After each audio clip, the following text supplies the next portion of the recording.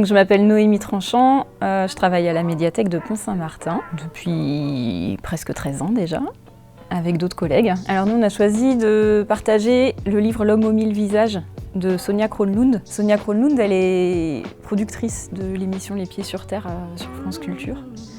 Et dans ce livre, elle mène une enquête sur un homme aux 1000 visages. En fait, c'est l'histoire d'un menteur de haut vol.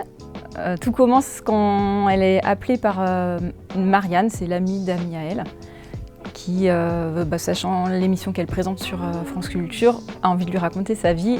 Et en fait, cette femme est enceinte de 5 mois quand elle l'appelle, d'un homme dont elle vient de découvrir qu'il semblait bien sous tout rapport, mais en fait, c'est pas du tout l'homme qu'elle imaginait. C'est un homme qui a plusieurs vies et qui a des femmes un peu partout, à droite à gauche. Alors, on avait envie avec les collègues de proposer un livre un peu plus documentaire pour la sélection, pour varier un peu les genres. Et là, c'est vraiment un documentaire, mais qui se lit comme une enquête.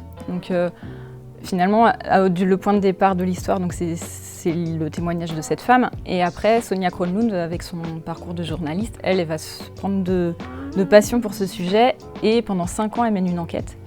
Et donc elle va partir sur les traces de cet homme, essayer de rencontrer les différentes victimes, détricoter un peu les différentes vies, parce qu'à chaque fois il a un prénom différent, un métier différent, il a des femmes dans des pays différents.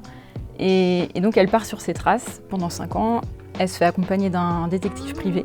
Elle raconte qu'elle l'a construit comme une enquête et comme un thriller surtout. Donc c'est un documentaire, tout est vrai, mais c'est construit comme un thriller pour que le lecteur ait envie d'aller jusqu'au bout. Et puis c'est quand même une quête qui est assez passionnante, d'autant plus que l'objectif final de Sonia Kronlund, c'est d'essayer de rencontrer cet homme. Ce qui est passionnant, c'est de voir les différentes vies qu'il s'imagine, donc du coup à chaque fois un métier différent, une femme différente.